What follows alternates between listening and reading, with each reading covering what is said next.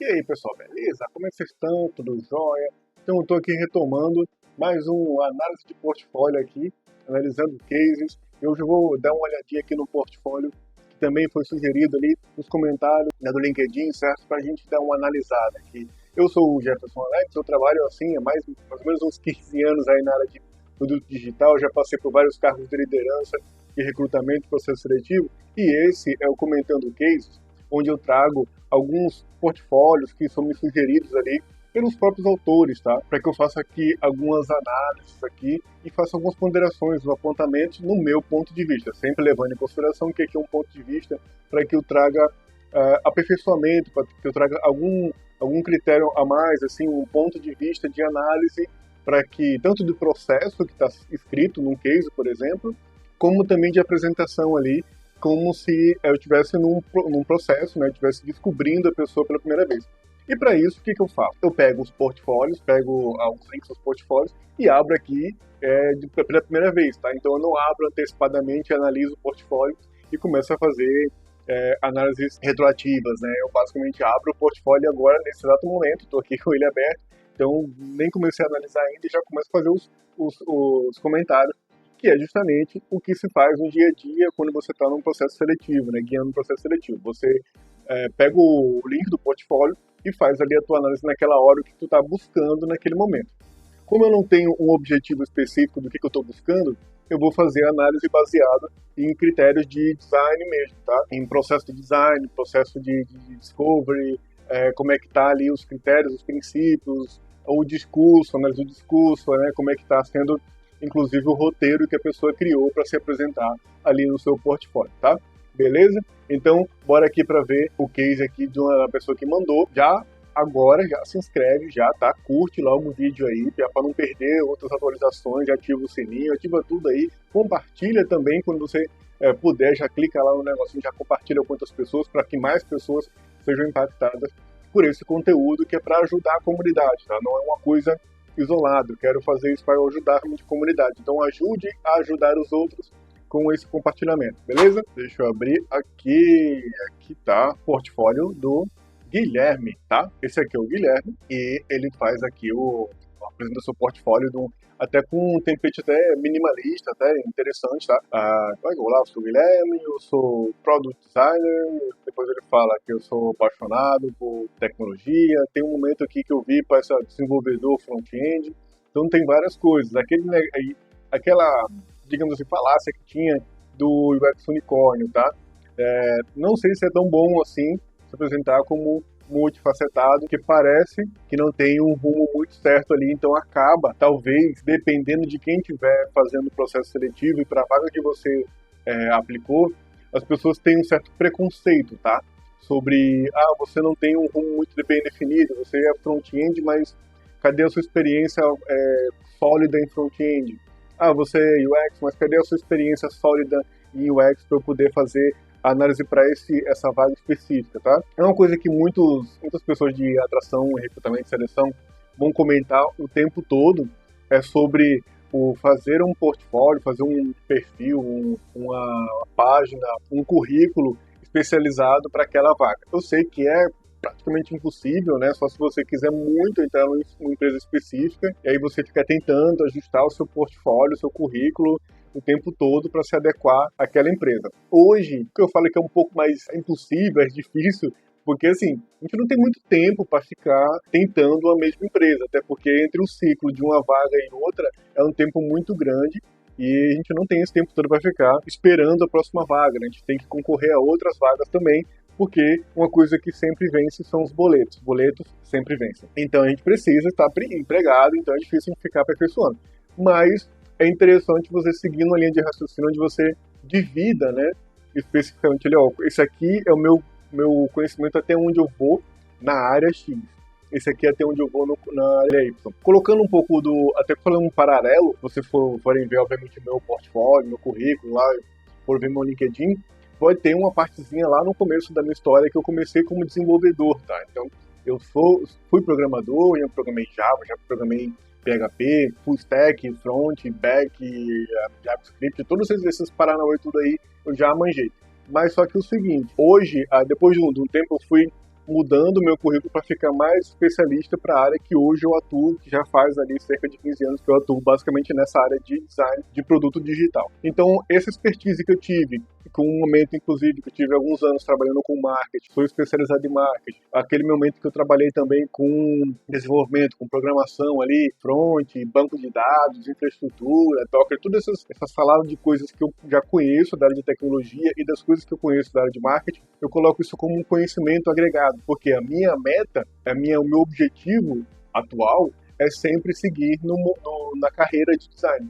Então eu não dou ênfase ao fato de eu ter sido desenvolvedor, de eu conhecer tal tipo de tecnologia a ponto de colocar isso como uma prática minha. Não sou front-end, apesar de conhecer bastante de técnicas e frameworks de front-end, mas eu não sou front-end, então eu acabo não colocando isso. Não estou falando que está errado essa forma como ele está se apresentando, mas que é interessante observar que vai existir esse preconceito, né? O tempo todo existe esse tipo de análise das pessoas que estão fazendo a avaliação do seu currículo ali, e pode ser que isso esteja, ao invés de trazer um diferencial, esteja tirando um pouco o olhar daquelas vagas que realmente seriam muito legais para você estar lá. E aí que exigiriam, seria bom você ter esse tipo de conhecimento de front-end, mas na hora que você aplica, as pessoas vão olhar ali, não, peraí, mas essa pessoa não é um product designer, não é um UX, não é um front-end, não é uma coisa que eu estou buscando para essa vaga específica, então acaba tendo isso. Eu sei, óbvio, eu sei porque, pela minha experiência, toda a minha carreira até agora, eu sei que isso não é demérito, isso realmente agrega. Eu entendo, inclusive, a tua posição, a posição do Guilherme, enquanto querer dar ênfase a isso, porque eu realmente, há um bom tempo, eu fazia isso também. Mas é bom só ter esse cuidado para acabar não caindo no limbo. Então, não só esse, aí serve de outras observações que para outras práticas, outros ramos de atividade. E quando você coloca no seu currículo que você faz bastante coisa, aí você aplica para uma vaga que exige uma daquelas coisas, né, específica. E aí o avaliador vai ter esse preconceito, tá? Não é somente na área de design, mas em várias áreas. Trabalha com marketing e vendas, aí você trabalhou um tempo com atendimento, suporte. Aí a pessoa vai aplicar para a vaga de suporte, a pessoa fala, não, mas a gente quer algum especialista que seja mais de suporte, tá? Você for de marketing, ou vice-versa. Aplica para vaga de marketing, a pessoa fala, não, mas você trabalhou com marketing, mas também com suporte, né? Acho que seria melhor a vaga para suporte. Vai existir. A interpretação é redundante, mas a interpretação é subjetiva. Então, assim, quem vai avaliar o teu currículo vai fazer essa subjetividade na hora lá e vai ver o que vai caber na mente da pessoa naquele momento ali para dizer, isso aqui tá legal ou não vou seguir com esse currículo porque eu acho que, né? Não tem critérios técnicos tão bem definidos para a área de recrutamento e seleção, para essa área de produto principalmente, tá? Mas vamos lá. Então ele se apresenta bastante aqui, ó, ele trabalha atualmente no IPDF, então DF significa que ele está lá no DF, no Distrito Federal, beleza. Como UX e desenvolvedor front-end Angular. Então ele faz tudo um pouco, realmente. Às vezes o time de uma pessoa só, o time enxutos, tem que fazer um monte de coisa. Já fiz isso várias vezes, beleza. Fiz aquele comentário grandão agora há pouco por conta do processo seletivo em si. E quando a gente entra, a gente acaba desenvolvendo outras coisas. Resolver problemas e projetar soluções que impactam a vida das pessoas. Assim como a anterior Gisele que tinha comentado, o propósito nosso é isso, né? Que impacta a vida das pessoas. Tem uns links aqui, olha só, já tem uns links aqui. Tem um link de baixar o currículo, né? Lá em cima e os ícones de acesso aqui embaixo. Talvez, uma dica, interessante colocar de baixar o currículo junto com os outros lugares que você já tem os acessos às outras suas redes. Então, vou acessar aqui os botões para ver se o negócio está funcionando. Mas enfim, vamos lá. Behance foi lá, abriu. Vamos lá para outra agora, o LinkedIn vai abrir o LinkedIn. Meio que um momento QA da vida, né? Fazendo o QA com a página dos outros ali. E o do Instagram, abriu também. E o link está funcionando. E para baixar o currículo, vai para onde? Acesse o currículo, então isso aqui já está hospedado no próprio domínio lá dele. E aí tem os links aqui de novo, beleza, o currículo aqui, provavelmente passado por alguma outra ferramenta que modelou esse template aqui para o que se chama hoje em dia de ATS, né? Porque tem muito formato específico aqui, né? Para esse tipo de ferramenta de análise mais crua do conteúdo. E a página principal dele já vem com várias coisas do que ele conhece, né? SAS, CSS3, HTML, o WordPress, Figma. Tá vendo que a grande maioria aponta para front-end, né? É o Bootstrap, Git, Angular, JavaScript, GitLab, então tem várias coisas aqui, ó, JavaScript, muitas coisas estão apontando mais para a área de front-end do que realmente de design. Qual é a diferença semântica nesse rolê, tá? Para ser bem preciso, ser melhor na minha análise, o que eu quero dizer, quando eu estou dizendo sobre essa separação, né, do que é um e o que é outro, é que quando a gente fala sobre front-end, nós estamos falando muito mais sobre tecnologia e aplicação daquela tecnologia. Não quer dizer que você não seja bom em entender contextos, entender experiência e tal. Só que o aprofundamento e a divisão dos trabalhos é benéfico para que a gente se concentre em um tipo de entrega. Então, o seu conhecimento pode ser muito bom em tecnologia e aquele aprofundamento que talvez, não sei se é o caso, de seguir na área de design, ele vai ficar, talvez, devendo um pouco, né? Vai ficar muito mais na cabeça. Mais uma vez, não estou dizendo que é o caso do Guilherme, mas eu estou dizendo que é uma coisa comum de acontecer. A ênfase de estudo, a ênfase de foco. Desenvolvedores, de maneira geral, isso não é uma questão de estereótipo nem nada, mas é realmente uma questão de prática mesmo, tá? De maneira geral, a gente vai pensar em execução da coisa, em materialização da coisa, possibilidades de materializar, de dar vida aquilo ali. Então, o começo de tudo, mesmo que você seja um UX designer que tenha passado ali, ou esteja começando, migrando para a área, ou já praticou um tempo ali, trabalhou como UX designer, o seu foco fica um pouco comprometido a primeiro momento, com a prática, num tempo isso vai se passando, obviamente, isso vai se transformando, como aconteceu comigo, né? Foi transformando o olhar e dando foco cada vez mais em outra coisa. Mas o seu foco, primeiramente, no momento de transição, fica muito no executar, transpor a ideia, né? Então a gente não passa muito tempo no campo das ideias, quais são as possibilidades, inclusive os facilitadores e as coisas que impedem aquilo ser desenvolvido. Então, na hora de desenvolver alguma coisa, muitas vezes se coloca em caixinhas, se coloca em espaços que são possíveis de programar, mais práticos de programar, porque a tecnologia que se conhece, que a pessoa conhece, está naquele ponto, vai facilitar. Ou seja, acaba tendo uma certa troca assim, no chaveamento no cérebro que tem um pouco de sabotagem no psicológico, assim, quando ele está trabalhando, porque vai dar ênfase muito mais a uma coisa ou outra. Pensa, não vou projetar uma coisa assim, com essa microinteração, porque vai ser difícil, eu também não vou conseguir fazer, o time também não vai. Então, essa limitação, inclusive, a gente joga fora quando vai totalmente de cabeça com a experiência do usuário. Porque a microinteração, ela é necessária quando a gente consegue embasá-la e sabe, fez um teste, viu que aquilo ali ajuda drasticamente no entendimento do usuário, sabe? Então, a gente não se limita mais a isso. Quando você tem que colocar na prática, colocar a mão na massa para desenvolver, às vezes isso fica meio sabotado. Estou colocando toda essa filosofada aqui na mesa, porque eu lembrei de fazer essas observações para todo mundo ter uma ideia de como é que funciona, até assim, o dia a dia de quem é front, de quem é back, de quem é designer, porque essa divisão e o que pode acontecer e coisas que deveriam ser evitadas. Vamos analisar mais aqui o caso dele para ver, inclusive, o quanto ele conseguiu transpor, né, essa limitação, essa barreira de ter esses dois papéis aí jogando no dia a dia, tá? Vê aqui, então tem uns cases logo abaixo. Aqui tem o aplicativo CFC. CFC, será que é Centro de Informação de Confiança? Não, é de outra coisa. CFC é de Ciências Contábeis. Tá. Redesign do Line Survey. Line Survey eu descobri há um pouco tempo, achei bem legal. Intranet e o Brand. Tá, isso aqui já é trabalho de design específico, né? Se eu só acessar aqui para ver, não tem conteúdo. Se não tem página, não coloca link, porque é melhor. No meu portfólio, por exemplo, lá no meu site, tem coisas que eu nem coloco o link, porque eu estou construindo ainda a página, então eu acabo não deixando público, embora isso acaba sendo um demérito para alguns avaliadores, olha lá e fala, mas eu vi lá, mas os links não está funcionando, não tem link. Eu digo sempre, se não tem link é porque realmente não tem conteúdo, né? Então, não tenta acessar, porque realmente não tem link. Simples assim. É um princípio de designer, né? Então, o affordance que não está lá, o affordance de clique, então é porque não funciona. Quando você passar o mouse e tiver o affordance, a possibilidade de clicar, é porque é clicar.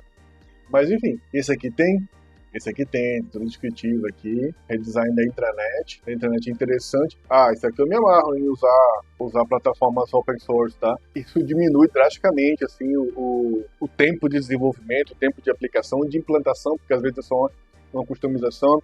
Isso é que eu digo que é interessante, aqui acaba agregando muito no conhecimento, de ter vindo da área de tecnologia especificamente, de ter vindo do estudo de tecnologia, de ter vindo da área de programação, sei lá, ou de infra, você acaba trazendo essas insights interessantes. Olha, eu conheço plataformas open source, eu conheço plataformas low code, eu conheço plataforma XPTO, tecnologia ABC, para indicar, já para implantar e diminuir muito o tempo de projeto em si. Eu já tive numa situação, por exemplo, que teve uma guerra assim, no pessoal querendo diminuir um custo lá na área do projeto lá para poder estava pagando a plataforma proprietária muito cara e tal, e eu trouxe para a mesa algumas sugestões open source e outras que são até baratas, né, estrangeiras e tal, de fazer integração. Eu estava sempre buscando as coisas que poderiam ser integradas. E assim, isso diminuiu drasticamente, cara. A gente economizou mais de $4.000 por mês só com a solução implantada via open source lá, numa ferramenta open source que eu tinha encontrado, que era para a parte de suporte. Então, desde aquele momento, a estratégia da empresa era justamente diminuir o custo com isso, mas ter uma plataforma robusta. Atendeu, beleza. Depois, na questão da escala, na questão de outras funcionalidades, podia-se até customizar a plataforma, porque ela é open source. Então, é uma puta uma sacada legal quando você já tem esse conhecimento e sabe onde buscar, assim, como buscar alternativas, tá? Redesign do questionário, e acho que eu vou fazer a avaliação desse último aqui, ó, que bem legal. Case UX UI. Então, assim, a tag que tá aqui é o que me chamou logo, né? Então, beleza. Vamos ver os outros links que funcionam, vamos ver sobre ele. Sobre tem a formação acadêmica, desenvolvimento de sistemas, computação, técnica informática. A carreira da pessoa foi construída em cima educacional, né, digamos assim, foi construída em cima da tecnologia, tá? Não da experiência do usuário. Teoria. Óbvio que no meio do caminho, assim como quando eu fiz lá sistema de informação, tinham várias disciplinas que lidavam com experiência, com administração, com economia, com várias outras coisas ali que não eram especificamente programação ou em tecnologia em si. E aí a gente vai abrindo a cabeça, né? A faculdade é bom por causa disso, ela te mostra caminhos. Então aqui, foi até uma pós-graduação em aplicativo multiplataforma, a graduação foi em computação, e aí tá, desenvolvedor front-end e tal, conhece o Figma, em Angular e tudo mais, todos os projetos, tá, prêmio, participou do redesign. Então, assim, o histórico profissional. Já teve ali a área de comunicação, professor de robótica, desenvolvedor front-end e UX. Então, assim, teve um salto aqui, ó, de um ano, teve um ano aqui de experiência. Estou gravando esse vídeo em 2025, então ali tem uma migração de carreira que está acontecendo cada vez mais, né? A pessoa, pelo jeito, já tinha uma boa dinâmica e uma boa conversão com essa área de design, então está indo cada vez mais para lá. E beleza, foi muito interessante aqui, está usando ferramentas que o designer gráfico, né, ou o designer que gosta de fazer, que precisa, né, fazer as suas composições visuais, está usando, ele está sendo mais fluente ali no Figma cada vez mais, tem Figma várias vezes no currículo dele aqui. E alguns projetos aqui, ó, CFC para estudantes, intranet e aqueles mesmos que estão lá na home. Os 4 que estão lá estão aqui. Embora esse último aqui, será que tem? Não tem. Então, também é meio que uma parte. Vamos ver lá no Behance dele aqui, né? Tem aquele negócio lá do rebrand. Tem aqui, ó, apresentação, logo, pesquisa, qualidade, inovação. Tá. Para apresentação de branding, mesmo assim, não teve muitas coisas do percurso. Teve aplicação, teve o final, né? Teve já desenvolvido. Também não conta a história. Apresentação da marca. Tá, teve o conceito, a tipografia, as cores e foi. Das mesmas observações que eu fiz para outros portfólios, outros cases, e eu vou fazer isso aqui rápido dessa parte gráfica aqui, porque serve para reforçar o que eu falo na hora de falar sobre o UX também, tá? Tudo tem que ter um significado e um porquê. Por que foi que chegou nessa tonalidade?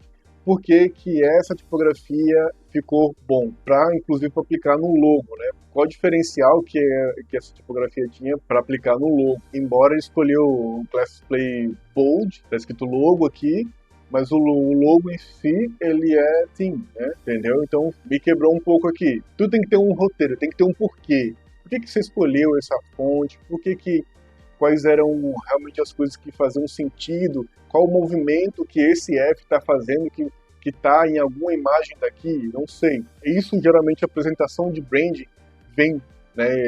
Eu já trabalhei em parceria com algumas agências de design gráfico, né, de estúdio de design, que trazia ali a explicação e vem todo o storytelling mesmo, de às vezes um movimento, uma forma, uma coisa mais presente no dia a dia, acaba sendo visível ali na marca, por mais que seja um pontinho ali que você nem está vendo, mas um ponto no meio do logo ou da tipografia tá falando sobre aquela presença, aquela marca, aquela coisa que representa realmente a marca, tá? Na experiência, né, falando ali sobre design de produto digital, isso também tem que ser contado a historinha. E ainda tem o último aqui, ó, que esse aqui foi o último pelo jeito que tá lá no site, mas tem esse aqui, que é o meu imóvel, site, meu design do site. Mas vamos lá para o case dele. Quero acessar esse daqui, ó, CFC para estudante, case de UX. Tem lá um hero, né, como ele fez até lá na página principal. Vamos lá aqui na página do contato só para dar uma olhadinha também, que é basicamente os links, tá? Tem um link lá pro WhatsApp dele, a DDF, não, DDD 61.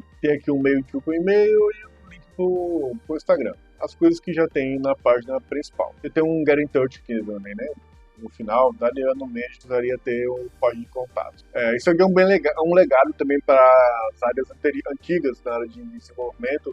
Os sites antigamente tinham muito esse link de contato nos sites. É muito comum, se você ver sites antes de 2015, por exemplo, todos os sites tinham uma aba contato, com um formulário principalmente, né?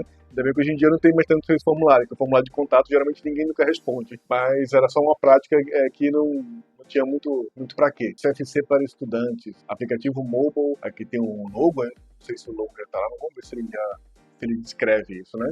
Em Brasília, durou 2 semanas, a ferramenta foi Figma, e em 2025, em 2 semanas de 2025, eu tô em fevereiro, tá, de 2025, então foi no comecinho desse ano, foi rapidão, então. Processo de certificação para obtenção do registro do Conselho Regional de Contabilidade, CRC, então beleza, que é do Conselho Federal de Contabilidade, CFC é o Conselho Federal de Contabilidade, então essa sigla lá, né, para os estudantes de ciências contábeis, massa, beleza, tem um objetivo, tem um foco, tem um público, para ajudar, né? Agora, o que ajuda eles? Quais são os problemas? Né? Vamos ver se ele mapeou isso aqui.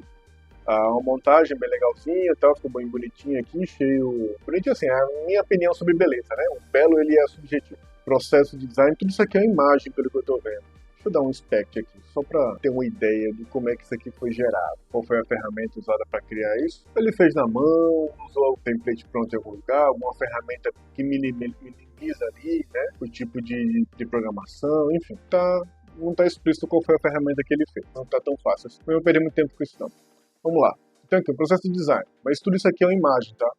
Quando eu fui ver no inspecionar, tudo isso aqui são imagens, não são textos, e aí eu vou fazer a observação que eu fiz com a da outra menina que usou o Framer, né, as outras pessoas que estão usando o Framer, que tem algumas limitações ali. O que você consegue ter de benefício em fazer na mão é que você consegue ter um pouco mais de liberdade. Por exemplo, o título basicamente é o nome dele, então tá. Mas aí, técnicas de SEO não foram aplicadas, tá? Não tem um título mais descritivo. Aqui a organização começa com um H2, então tem um H1, tem um header na página. Esse H2 é justamente o que deveria ser um H1 aqui, né? Aí eu vou fazer as observações, mais um ponto, né? Assim como foram em outros portfólios, o histórico que a pessoa contou para mim vai contar positivo ou negativamente no meio do caminho. Então eu vou apontar coisas que a pessoa se apresentou como sabendo, conhecendo aquele tipo de técnica, ferramenta e tal, e aí eu vou cobrar no meio do caminho disso algumas técnicas disso, né? Não é questão de cobrar, né? Ficou bem ruim isso, mas eu vou apontar isso como algo que, olha, poderia ter prestado atenção mais nisso porque você apresentou ter esse tipo de conhecimento. Então, ó, H2 como o título principal em H1, né, porque é uma questão de hierarquia nas tags de HTML. Depois tem uma div content ali, então tem várias tags semânticas para você trabalhar uma página, né? Você usar um main, você usar uma section, tem a tag head, cabeça, né? Header, que é justamente a coisa que vai estar ali não aqui, o head. Vai estar oculto lá por trás da página. É que ele até usou o header. Só que ele usou o header e o nav, são duas tags HTML semânticas, né? A nav de navegação, né? Uma tag que você coloca lá dentro o conteúdo, né? Que vai ser a navegação do site, um menu, algo nesse sentido. E o header é justamente o cabeçalho da página, né? Então, o header, geralmente, ele não é móvel, não é a coisa móvel da página. Realmente é semântica de apresentação do conteúdo. Então o header ficou só para essa parte aqui, que ela é o menu. Já no conteúdo, eu dividi uma section aqui. Aqui tem apenas os recortes das imagens. Ó. Se eu passar o mouse por cima, você vai ver que eu tenho ali os recortes de cada imagem. Não é um conteúdo. Fechando essa análise aqui sobre o HTML e tudo mais, o que eu quero dizer? É que poderia ser melhor trabalhado, pelo menos, algum conteúdo textual que fosse lido por robôs, fosse fácil de ser buscado e ser encontrado ali na internet também, tá? Textualmente. Tem algumas propriedades de algumas das tags que você pode usar para colocar um descritivo, um title, alguma coisa assim na tag da imagem, que fica fácil também para os robôs reconhecerem. Embora não vai conseguir ler, reconhecer a imagem ali, o robô não vai passar pela imagem, mas o conteúdo das titles que pode ser colocado ali, os títulos, eles podem ajudar. Então já ajuda ali no ranqueamento, né? Mas enfim, voltando para o descritivo de construção, o estudante framework utilizado nesse caso foi o Double Diamond, utilizando o processo de 4 etapas. Processo, framework, tá? Só liga um pouco na semântica o que é um, o que é outro aqui na hora de discutir. Tem muito termo que significa quase a mesma coisa ou que deveria ser explicado aqui. O passo 1, passo 2, passo 3 e passo 4. Então, descoberta, definição, desenvolvimento e entrega. São os 4 passos, Double Diamond, embora não tenha um diamante aqui. E esse tipo de gráfico, esse que pareceu um gráfico, me parece não só uma divisão, mas alguma coisa evolutiva, tá? Então, para mim, não ficou claro o porquê que você chega a ter uma linha evolutiva. Né? O porquê que aqui está baixo, porquê que aqui está alto. Né? O que significa essa linha. Entende que quanto mais elementos você coloca na tela para tentar exemplificar algo assim, precisa ter um significado. E nesse caso, eu estou buscando um significado e se eu não encontro o significado, para mim, ele é vazio. E aí acaba sendo, talvez, um demérito na hora de avaliar. Pô, mas o que está evoluindo aqui? Eu não entendi, não tem legenda para saber o que é esse gráfico aqui. E se não é um gráfico, então, beleza, é só um arabesco aqui colocado na tela. Mas por quê, né? Descoberta, desk research, definição do problema e solução. Definição do problema e solução no primeiro momento. Você não descobre solução no primeiro momento, você descobre problema. Descobre se há um problema, inclusive. Você não tem solução nesse momento. Mapa de empatia, talvez, né? Mapa de empatia ali, realmente você descobre o que as pessoas veem, sentem, por aí vai. Matriz CSD é muito bom ter, porque se você não conhece o cenário, você tem que descrever de algum momento. Definição, insights e fluxo do usuário. A definição é a materialização do que você descobriu e você vai ir por aquele caminho, tá? Então, o fluxo do usuário e os insights que vão fundamentar o porquê você está indo por aquele caminho da descoberta, do monte de coisa da descoberta que você pegou, você descobriu. Desenvolvimento, no caso, não é o caso da programação, né? Então, deixar bem claro aqui ele que é o wireframes e protótipos, em baixa ou em alta, enfim. E a entrega, que é o guia de estilos, tipografia, paleta de cores e elementos do UI. Então, nesse ponto aqui, vai ter uma certa discussãozinha aqui, mas vamos lá. Entregou tudo isso aqui no final, foi um baita de um projeto de 2 semanas, tá? Projeto apenas de 2 semanas. Se você conseguir, no final, ter um guia de estilos, contando com tipografia, paleta de cores e elementos de UI, guia de estilo, a tua entrega foi o guia de estilo, não foi o protótipo, não foi a validação, não foi o projeto testado, não foi um protótipo em alta, não foi uma documentação daquilo ali, do que você desenvolveu. e sim foi um guia de estilos, em elementos de UI. Só toma cuidado um pouco com o discurso do que tu tá entregando, porque de trás para frente, se eu for avaliar a sua entrega, eu vou esperar que na descoberta tenha basicamente descobertas semânticas de cenário, de comportamento da população, cultura, sobre acessibilidade, sobre outras coisas assim. Aí no final você entrega um guia de estilo ali com os elementos do mais mapeado, porque você descobriu tudo aquilo que faz muito sentido visual, tátil, semântico, cultural para as pessoas, e você construiu um guia de estilos baseado naquilo. Mas não foi esse o caso. Você quer resolver um problema que está escrito aqui, ó, auxiliar os estudantes no processo de certificação. Então, é alguma solução sobre certificação, sobre conteúdo, sobre desenvolvimento, sobre questões educacionais, né, digamos assim, a certificação. Não é um elemento de UI que é a sua entrega final. Então, essa última parte aqui, eu falei que ia ter discussão, é por causa disso, tá? Não é uma entrega de um projeto de 2 semanas que tenta resolver esse processo aqui, certificação. A entrega é outra. Nem está dizendo, inclusive, que foi testado. Teve passo de teste. Então lá, Desk Research. O que foi que ele fez no Desk Research? Procurou algumas plataformas ali, né, disponíveis semelhantes ali, para entender qual é o padrão do mercado. Beleza, ótimo, é um bom ponto aqui. Até porque eu tenho que saber o que já estão tentando resolver. 8 bilhões de pessoas no mundo, gente. Alguém está tentando resolver isso em algum momento. Então vai lá e tenta ver como é que eles estão resolvendo. Não quer dizer que seja a melhor forma, não quer dizer que seja uma forma ruim. Pode ser que seja uma forma de você se inspirar. Pode ser que seja um ponto de você olhar assim e dizer, pronto, já sei como não fazer. Já é uma boa inspiração. Então, Gran, estude, passa direto, então, beleza. Tem algumas coisas ali que ele pegou, funcionalidades observadas, ele classificou aqui, usou a forma dele de classificar, beleza. Biblioteca de recursos, matriz CSD. Estudantes querem passar na prova de CRC. É uma certeza. Tá, beleza. Precisam de organização para gerenciar prazo, ansiedade é uma dor recorrente. Até chegar aqui, eu nem tava me preocupando. Quando chegou em recorrência, eu preciso de um quantitativo. O que é recorrente? Todo mundo? Alguns? E quantos são alguns? Colocou um quantitativo, você precisaria fundamentar. Todos os estudantes, toda a base estudada fez isso, aquilo, outro. Então, a certeza de quem? Apenas a sua certeza baseada em quê? Né? Como é que você chegou aqui? Porque você fez uma desk research. Você não disse que tinha falado com a galera ainda. Já na sua CSD já tem uma certeza que é a recorrência de alguma coisa. Nem que isso aqui seja fundamentado pelo discurso do próprio contratante, de quem te contratou para fazer aquilo ali, tá? E aí, estudantes precisam de informações claras para fazer o exame. O que é claro, né? Quais são as informações? Notificações simulados são o recurso mais desejado. Por quê? Como assim? São mais desejados? Por quem? Por qual parcela da população? Que população? E que momento? Integração de redes sociais facilitará o cadastro. Promoção posição, ok.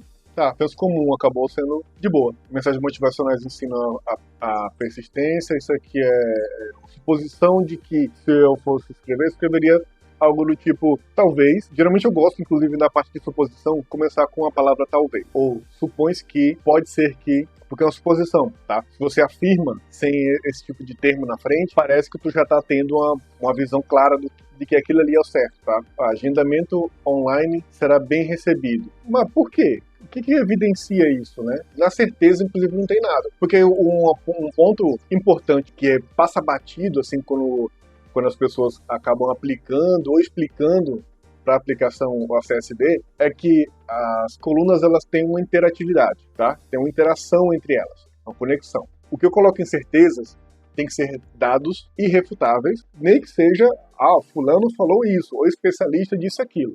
Tá? É irrefutável, foi alguém que falou, não é da tua cabeça. E aí a suposição é baseada em alguma evidência clara que você colocou em certeza. Então, por exemplo, integração com redes sociais facilitará o cadastro. O que tem na certeza que está puxando essa questão do cadastro? Nada. Nesse que tu colocou no ar, não tem nada. Mensagens motivacionais incentivam a persistência. Talvez a questão da ansiedade, talvez a questão de mais informações, talvez, isso aqui ainda passou batido. Pagamento via Pix pode ser atrativo.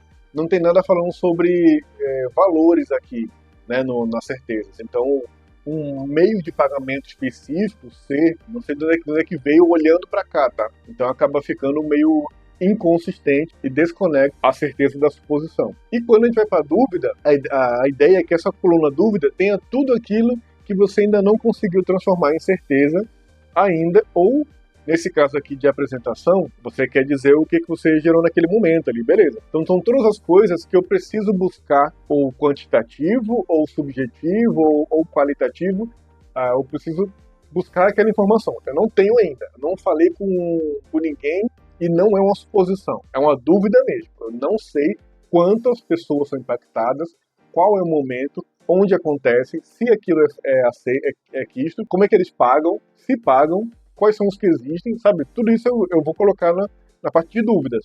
E aí, no decorrer do próximo método, eu vou ver o que eu vou sanar dessas dúvidas aqui. Quais os temas que geram mais dúvidas? Existem dúvidas? Existem temas com mais dúvidas? Pode ser um ponto. Quais formatos de materiais eles preferem? Qual o lembrete mais eficaz? Como tornar o processo de exame mais claro para os estudantes? Isso aqui é uma dúvida muito legal, que requer várias perguntas ali na hora de desculpa para entender. E quais as dificuldades em pagamento online? Beleza, isso aqui pode complementar isso aqui com a resposta. E vamos para a persona, né? Baseado em não claramente que foi da pesquisa. Apresentar os perfis que irão interagir com o aplicativo. A ideia é colocar o usuário no centro num processo de empatia, tarará. Mas quem foram as pessoas entrevistadas ou pesquisadas, né? Qual é o público específico? De que recorte dali para que você chegou nessa Ana Luísa, que tem 22 anos, chegou no Lucas, de 28, e chegou na Mariana, de 19. De regiões totalmente diferentes, estou colocando aqui Centro-Oeste, Sudeste e Nordeste, são pessoas que têm outros rolês no dia a dia. É estudante no último ano, de 22 anos, já se formou há alguns anos, com 28 anos, e está aí no segundo semestre. Tem momentos do curso diferentes, passando nos próximos 6 meses. Aqui deu uns descritivos, o problema não é o descritivo daqui. Ficou até bem legal, assim, tratando. O meu ponto que eu iria perguntar, se eu estivesse num processo e fosse avaliar esse case aqui, você viesse para a entrevista, eu iria dizer, tá, mas de onde é que você tirou essas informações aqui? Quem foi que você entrevistou? E essa massa de dados entrevistadas ou pesquisadas, se foi uma survey que você chegou nessa média, se foi uma análise de perfil vinda do próprio cliente ali, que disse que existe esse perfil, que fez você montar esses personagens aqui. Vamos lá, mapa de empatia. Deu uma visão geral a partir de cada um ou de um só. Colocou aqui, de uma pessoa só, o que ele sente. Tipo lá, sobre um tipo específico do usuário. Foi de um só.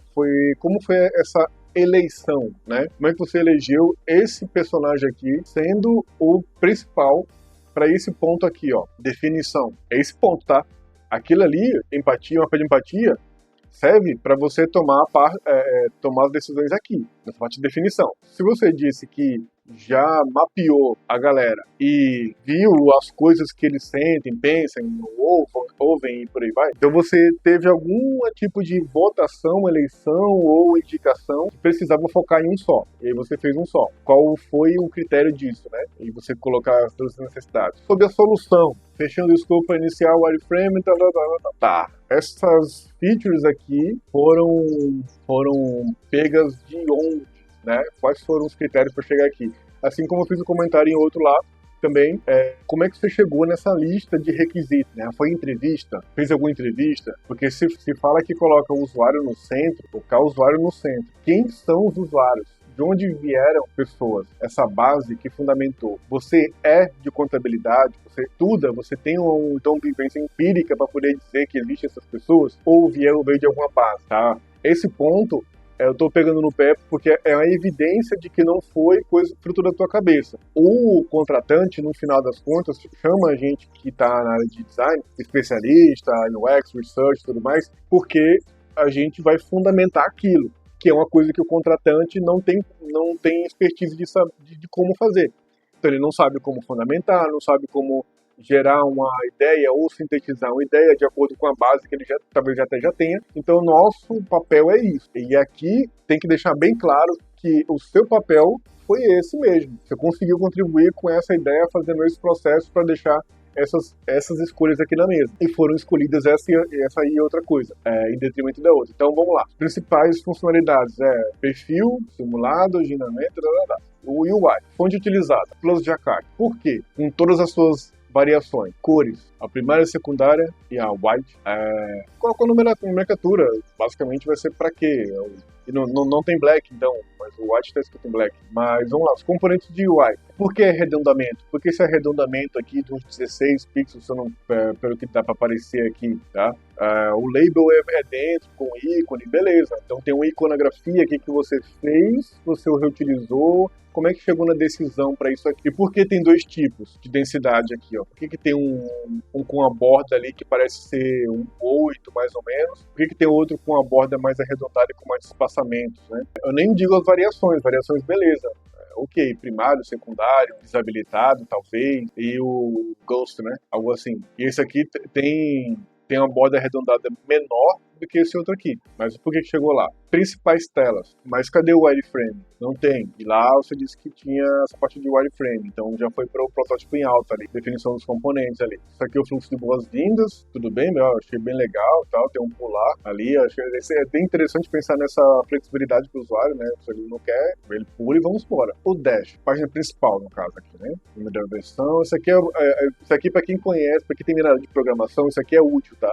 As pessoas às vezes me perguntam e já vi esse ponto assim de por que tem lá escrito alguma coisa? Por que às vezes tem que ter rodapé no sistema e tal? Porque isso aqui é muito útil para controle do próprio desenvolvimento na área de suporte até. Eu tô tendo um problema com o sistema, tá? Mas lá na parte inferior do teu aplicativo tá em que versão? Tá na tá escrito 0.98 XPTO. Aí o suporte vai dizer, beleza, precisa atualizar. Atualiza o sistema para ver se melhora. Se você já dizer, tá na 1.0A. Então a versão atual tá correta. Então qual é o outro passo que a gente pode resolver de suporte? Então é por isso que às vezes você coloca a versão do sistema em evidência, tá? Luísa, tem uma fotinha dela aqui e tal, agendar, simulados, beleza, os componentes estão aqui, só que esses cards não estão aqui, né? Só tem os componentes de interação, não tem o de conteúdo. Esses ícones aqui, ó, não estão lá. Não tem iconografia, na verdade. Você não disse onde é que veio essa iconografia. Aqui tem algumas páginas de simulado, como é que tá. Depois eu vou ver ali no protótipo, pelo jeito tem um protótipo interativo lá. Olha aqui, tem outras cores. Veja só. Essa cor aqui é um azulado, que é uma tonalidade diferente dessa daqui, tá? Então tem uma paleta de cores diferente. Esse tom aqui, inclusive de azul, é diferente. Então não são somente aquelas 3 cores que estão lá. Até porque o fundo nem é branco, o fundo é cinza da aplicação. O fundo dos cards e o contraste é em branco. Veja o protótipo. Beleza, vou ver o protótipo. Vou botar aqui em tela cheia para ver o protótipo dele, ó, bem legal. Os pontinhos não funcionam, também não, mas vamos interagir. As imagens são bem legais, ó, é o Media Appeal. Vamos lá, vamos começar. Porque um login com o Windows seria interessante para o pessoal. Uma vez que você colocou nas suposições que logins com redes sociais seria interessante. Aqui não tem nenhuma rede social, só tem, né, plataformas de cadastro mesmo ali.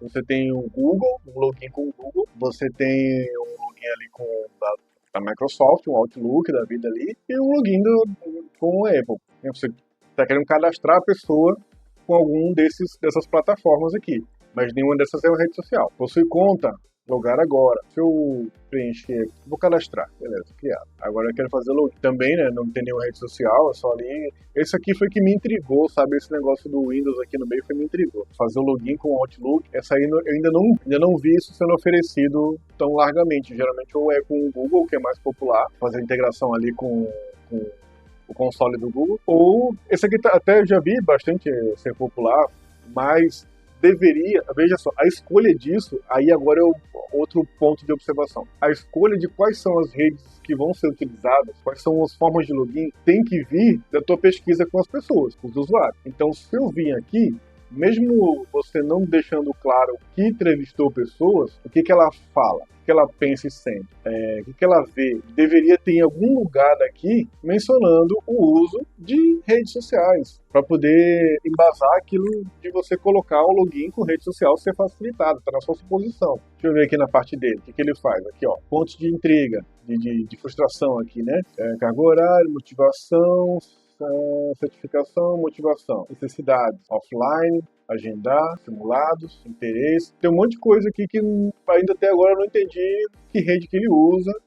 Aqui também não tem dizendo, não tem na tua dúvida qual tipo de mídia social é mais comum também. Então aquela escolha pelos tipos de login tinha que ter alguma fundamentação, tá? Senão é só um recurso colocado que talvez não seja usado. A gente, o UX designer, aí outro ponto, lá na página principal, tem dizendo que product designer, o design de produto digital não é apenas uma outra nomenclatura para UX, tá?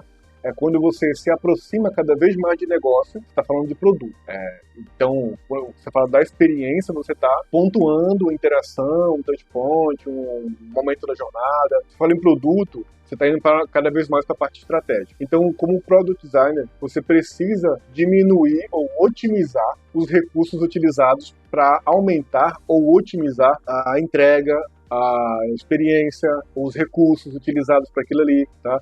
Então, para otimizar, eu preciso saber quais são aqueles que vão ser realmente utilizados de cara. Às vezes, só colocar uma fonte só de login alternativo, seja só o Google, seja somente o da Microsoft, talvez. Não sei qual foi a pesquisa feita que chegou nessa resolução de que aqui seria necessário colocar o da Apple, por exemplo, sabe? Então, alguma fundamentação tem que ter e a decisão vem da área de produto. Se você é product designer, você precisa fundamentar a otimização disso. Tem que colocar 3 formas de login, porque X% dos usuários usam isso, isso, aquilo, outro. Então, olha, isso aqui vai diminuir o atrito, vai fazer com que as pessoas entrem mais rápido, as pessoas não precisam fazer mais um cadastro. Lá no meio do uso da plataforma, aí sim eles vão poder complementar o cadastro, então isso diminui o atrito de adoção, no caso. Quais são as métricas utilizadas, enfim, deixa eu fazer o login aqui. Não precisa colocar esse teclado nos protótipos, a tela apareceu 2 vezes. Estou no meio do curso. Não posso, só posso escolher um. O que mais tem aqui? Estudar algumas matérias, o que mais? Vamos avançar. Faça o upload da imagem, legal. Adicionar uma foto. Se eu clico aqui, dá no mesmo, beleza. Tá, é um atalho, é uma boa forma de pensar. E aqui usando a página principal. Aqui você tem ali vários recursos.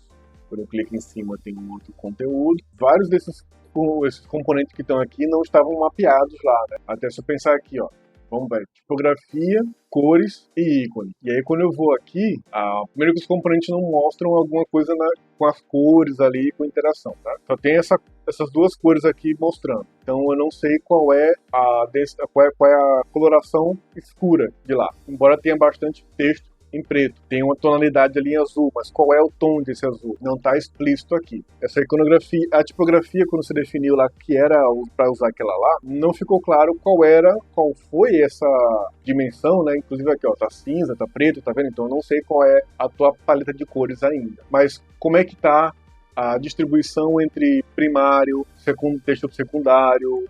No caso de você entender a hierarquia da página, qual é o H1, o H5, H3, H4, como é que você está usando aqui, qual a fonte de parágrafo, nada disso ficou muito claro quando você definiu ali a tipografia. Inclusive, se eu usar aqui, ó, vamos ver, Plus Jakarta, Sans. Então, ele é uma fonte do Google Fonts, beleza. Tokyo Type é uma tipografia não tão robusta, legal, ela tem uma restrição, mas beleza. Aí o que eu questiono sobre a escolha da tipografia é o que tem nessa tipografia que fez com que ela fosse escolhida e não uma outra parecida ou uma outra totalmente diferente. O espaçamento entre as letras aqui, o kern dela, ele é alto, ele é grande. É tanto que aqui o espaço entre as palavras, o espaço entre as letras, ele é grande também.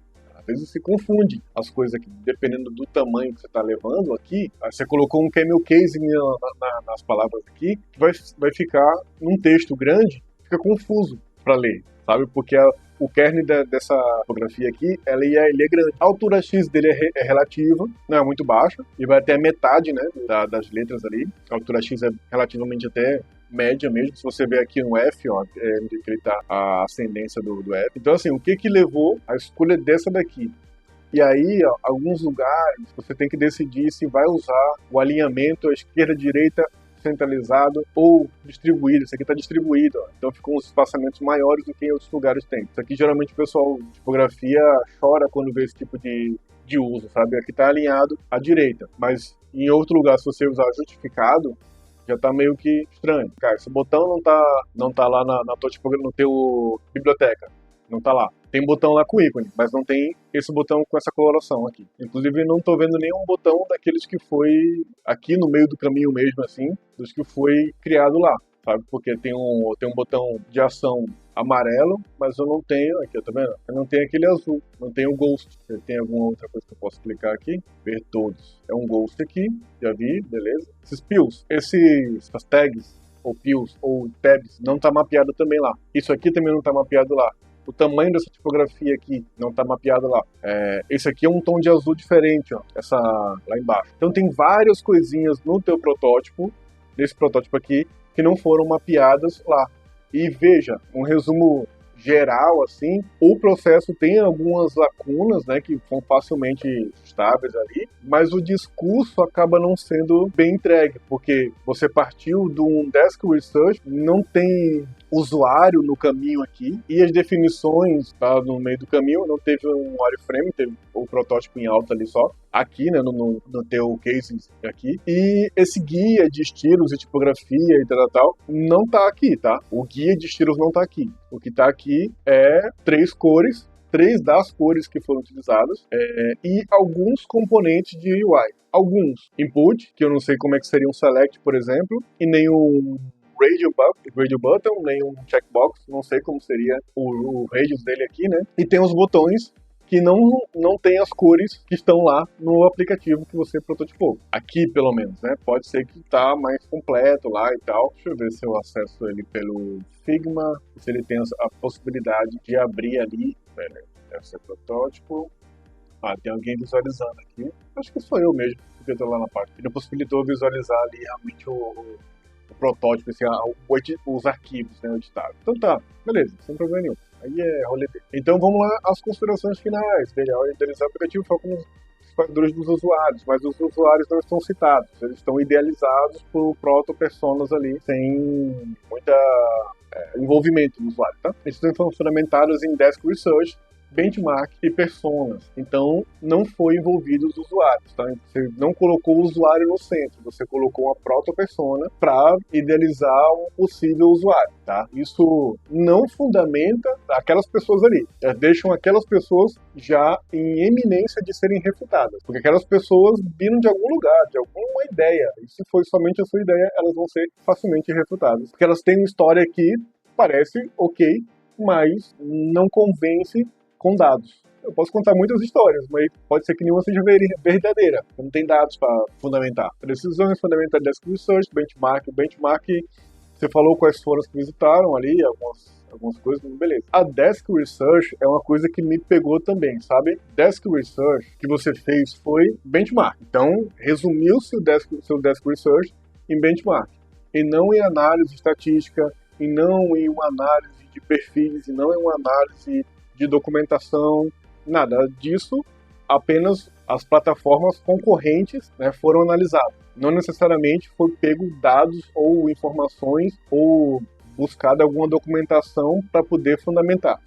Esse foi o seu desk research, a busca por similares. Assim, garantir uma experiência você não consegue garantir. Nenhum designer garante experiência. A gente mostra evidências que são fundamentadas para que essas evidências que a gente deixou claro ali na nossa pesquisa, elas fundamentam uma boa experiência, uma prática, uma coisa que seja basilar, seja documental, histórica, para que seja minimamente embasado, né? Tenha fundamento aquilo que vai fazer. Mas a gente não garante que vai dar certo, não garante uma boa experiência, não garante a experiência prática, também não garante que motiva. Garantir não é um termo utilizável, né, para a área de design. Não tem como garantir nada. A garantia significa algo em troca se der errado, tá? É isso. Beleza, então. Então essa foi a minha análise aqui no portfólio do Guilherme GR, que se identifica como desenvolvedor, como front-end, como UX, UI, como product designer. E aqui, por alguns meus centavos, alguns reais, alguns milhares de reais, que eu comentei bastante aqui, sobre o rolê dele. Então fica aí o convite também, se você quer, se você gostou, o que você achou, comenta, compartilha, curte, se inscreve nesse canal, porque para a gente conseguir chegar ao máximo de pessoas possíveis, a espalhar aí essa ideia de colaborar com algumas pontuações, alguns pontos de vista, tá? Então, vem comigo, eu espero você no próximo vídeo, espero que você tenha gostado. Vai lá atrás do perfil do Guilherme também, dá uma olhadinha, se inspira ali em algumas coisas que ele fez. Espero que tenha contribuído aí com a comunidade, com vocês. Espero também o próximo vídeo com outros materiais aí trazer para fazer essa análise. E até mais!